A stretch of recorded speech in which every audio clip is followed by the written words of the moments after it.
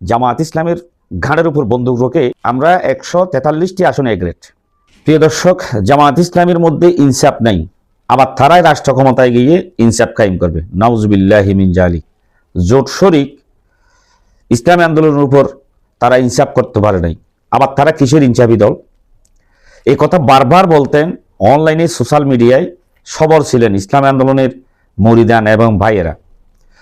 যাই হোক, ইসলামী আন্দোলনের যুগ্ম মহাসচিব শেখ ফজলে বারী মাসুদ একটা টক শোতে বলেছেন যে জামায়াত ইসলামী এবং ইসলামী আন্দোলন প্রায় সমান সমান এবং তারা পুরানা দল হিসেবে আমাদের সেই একটু অভিজ্ঞ এবং বড়, কিন্তু জনসংখ্যা দিয়ে বোর্ডার দিকে প্রায় সমান সমান।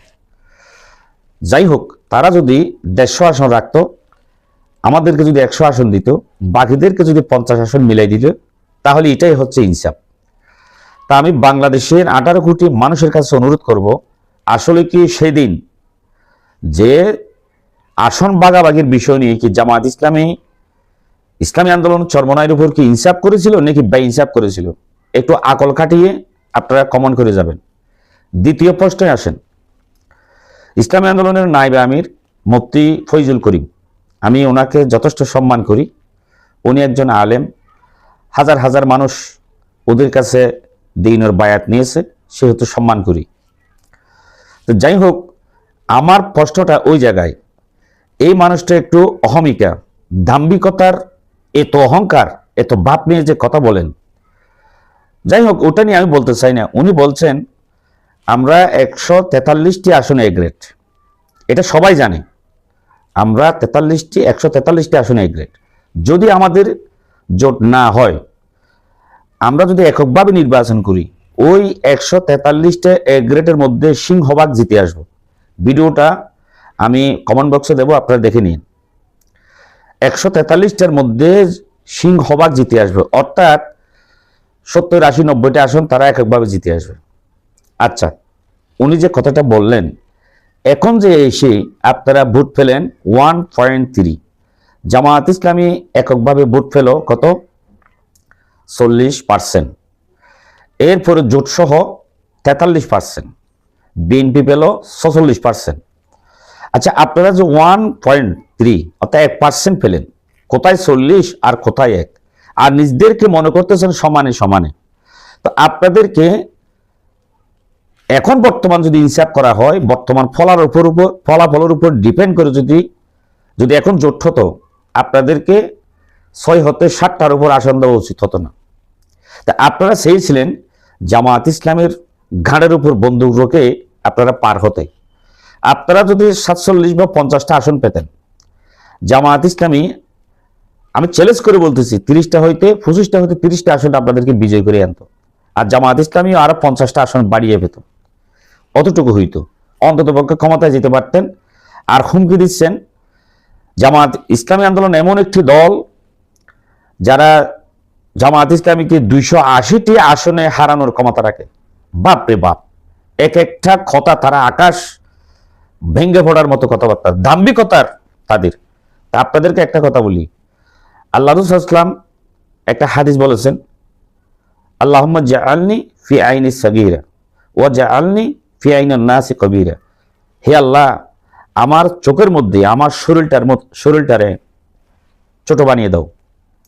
ওয়া জাআলনি ফি আইনিন নাসি কবীরা, মানুষের চোখে আমাকে বড় বানিয়ে দাও। আর ফয়জুল করিম এবং ইসলামী আন্দোলন চরমনাই এমন চশমা পড়েছে, কবীরার চশমা পড়েছে। আপনাদের তো উল্টা হয়ে যায়, আল্লাহুম্মা জাআলনি ফি আইনিন নাসি কবীরা, সগীরা আপনাদের মধ্যে নাই, কবীরা। কিন্তু ঢুকেছে কি আপনাদের মধ্যে? কবীরা।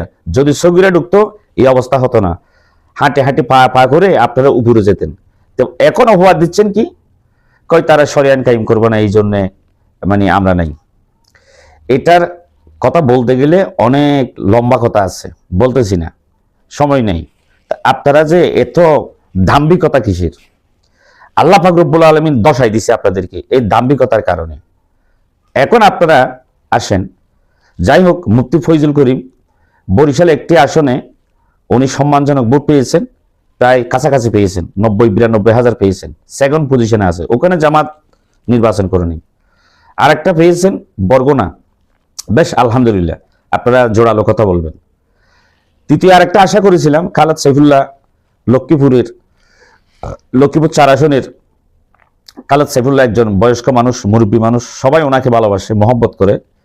আমি মনে মনে ভাবছিলাম এই মানুষটা হয়তো বিজয়ী হয়ে আসবে, কিন্তু সেই মানুষটাও এমন পরাজয় হয়েছে যা অকল্পনীয়, শুধুমাত্র 22,000 ভোট পেয়েছে।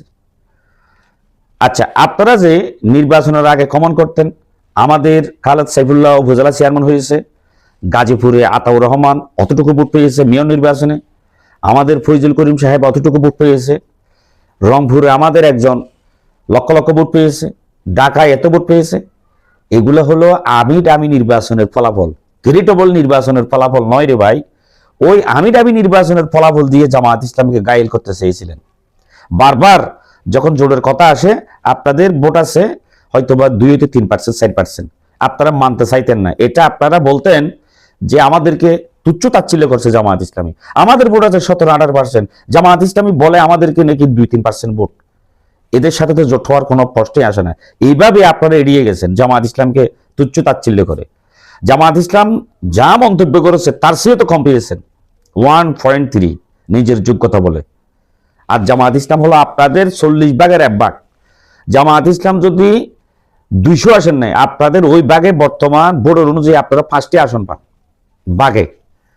কিন্তু আপনাদেরকে সম্মান করে, ইনসাফের উপর ইনসাফ করে আপনাদেরকে 50টির কোটায় আসন দিয়েছিল। আপনারা বলতেছেন আমাদেরকে বেইনসাফ করেছে।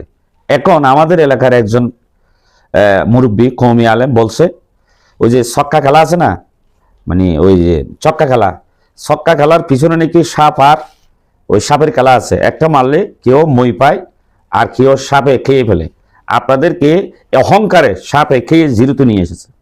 আর জামায়াত ইসলামীকে যদি জিততে না পারলেও মই পেয়েছে, মই ওটার সিঁড়ি পেয়েছে, আপনারা সিঁড়িও পান নাই। আপনার এই কথা মনে রাখেন, দাম্ভিক কথা ভালো নয়। আসসালামু আলাইকুম।